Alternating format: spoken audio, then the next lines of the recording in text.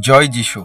প্রভু যীশু খ্রিস্টের মহানামে ধন্যবাদ জানাই এবং আপনাদের সকলকে প্রভু যীশু খ্রিস্টের মধুর নামে শুভেচ্ছা ও অনেক অনেক অভিনন্দন। 2025 সাল আমরা পার করে 2026 সালে এসেছি। আমরা বছরের শেষ প্রান্তে এসে বহু বিষয়ে ঈশ্বরকে ধন্যবাদ সহ আমাদের কৃতজ্ঞতা জ্ঞাপন করেছি এবং নতুন বছর যখন আমরা শুরু করেছি তখন অনেক কিছু আমরা ঈশ্বরের চরণে প্রার্থনা করে আমাদের এই বছরটি শুরু করার চেষ্টা করেছি। অত্যন্ত উত্তম বিষয়। তা সত্ত্বেও কিন্তু অনেক অনিশ্চয়তা বা শঙ্কা নিয়েই আমরা ভাবি, কি জানি ঈশ্বরের ইচ্ছা কি, ঈশ্বর কি পরিকল্পনা রেখেছেন আগামী দিনগুলোতে। তাই এখন আমরা পাঠ করব প্রথম থেসলোনিকীয় 5 অধ্যায় 16 থেকে 18 পদ। লেখা আছে, সতত আনন্দ করো, অবিরত প্রার্থনা করো, সর্ব বিষয়ে ধন্যবাদ করো, কারণ খ্রিস্ট যিশুতে ইহাই তোমাদের উদ্দেশ্যে ঈশ্বরের ইচ্ছা। এখানে প্রথমে বলা হচ্ছে সতত আনন্দ করো। খ্রিস্ট বিশ্বাসী হিসাবে, ঈশ্বরকে জানা লোক হিসাবে আমাদের সমস্ত পরিস্থিতিতে, সমস্ত ক্ষেত্রে, সর্ব অবস্থায় আমাদের আনন্দ মনে জীবনযাপন করা উচিত।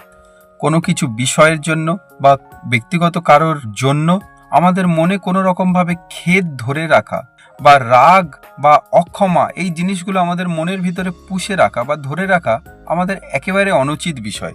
কিন্তু আমরা এই বাক্যের মধ্য থেকে যে বিষয়টার উপরে জোর দেওয়ার চেষ্টা করছি সেটা হচ্ছে অবিরত প্রার্থনা করো, সর্ব বিষয়ে ধন্যবাদ করো। আমরা অনেক কিছু ঈশ্বরের কাছে রাখি, অনেক আমাদের প্রার্থনীয় বিষয় ঈশ্বরের কাছে থাকে। মনে মনে অনেক ব্যক্তিগত প্রার্থনা থাকে যা আমরা সচরাচর খুলে বলতে পারি না। অনেক কিছু বিষয় এতটাই গোপনীয় থাকে যা আমরা উচ্চারণও করতে পারি না সর্বসমক্ষে, কিন্তু ঈশ্বর সব জানেন।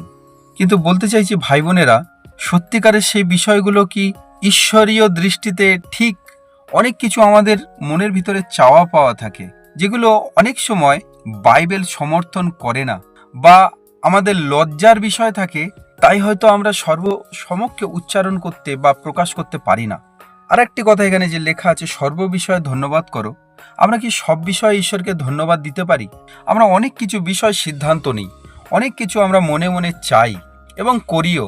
নিজের সিদ্ধান্ত নিজের তো, ঈশ্বর তো উপর থেকে আমাদের দড়ি বেঁধে রাখেননি কোনো খোঁটার সঙ্গে যে আমরা নিজের ইচ্ছায় যেতে পারবো না, নিজের ইচ্ছায় কিছু করতে পারবো না। ঈশ্বর স্বাধীনতা দিয়েছেন, আমাদের ঈশ্বর স্বাধীন করেছেন, তাই এই স্বাধীনতা আমাদের আছে, যা খুশি তাই করতে পারি। কিন্তু নিরপেক্ষভাবে একবার ভেবে দেখুন, নিজের বিবেকের কাছে এসে বলুন, আপনি যা যা বিষয় করেছেন, যা যা বিষয় সিদ্ধান্ত নিয়েছেন, সেইগুলোর জন্য আপনি কি ঈশ্বরকে এসে ধন্যবাদ দিতে পারবেন? কৃতজ্ঞতা স্বীকার করতে পারবেন? যদি পারবেন, খুব ভালো বিষয়, তাই ঈশ্বরে গৌরব করবে। যদি সর্বসমক্ষে ধন্যবাদও দিতে আপনার কোথাও একটা বাধে, তাহলে জানবেন সেটি ঈশ্বরকে খুশি করে না বা ঈশ্বরে গৌরব করে না, বরং আপনার আমিকে, আপনার মাংসকে এবং পরোক্ষভাবে শয়তানকে জয়ী করেছেন। শয়তানের গৌরব আপনি কাজ করেছেন।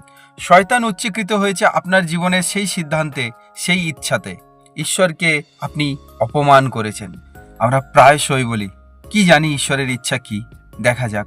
ঈশ্বরের ইচ্ছা হচ্ছে 18 পদের শেষ অংশে লেখা আছে যে খ্রিস্ট যিশুতে ইহাই তোমাদের উদ্দেশ্যে ঈশ্বরের ইচ্ছা। ইচ্ছাটা কি? ইচ্ছাটা হলো সর্বদা যেন আমরা আনন্দ করি, সব কিছু নিয়ে যেন আনন্দ করি এবং সব বিষয়ের জন্য যেন আমরা প্রার্থনা করি এবং সব বিষয়ের জন্য যেন আমরা ঈশ্বরের প্রতি কৃতজ্ঞ হই। যদি এইভাবে চলছি, উত্তম। ঈশ্বর আরও সেই বিষয়ে আপনাদের অনুগ্রহ করুন। যদি না হচ্ছে, এই বিষয়ে কোথাও একটা মনে হচ্ছে ঠিকঠাক বা উপযুক্ত হচ্ছে না, তাহলে ফিরে আসুন সেখান থেকে। ঈশ্বরের কাছে ক্ষমা চান, ঈশ্বরের কাছে অনুতাপ করুন, যেন সেই সিদ্ধান্ত আপনাকে না নিতে হয় যেটার জন্য আপনার আফসোস হবে বা যেটাকে ঈশ্বর গৌরব দেবে না। খ্রিস্ট যিশুতে ঈশ্বরের ইচ্ছা যেন আমরা আনন্দ করি, প্রার্থনা করি, ধন্যবাদ দিই। আসি আমরা এগুলোর উপরে জোর দিই। নতুন বছর এইভাবে আমাদের কাটুক।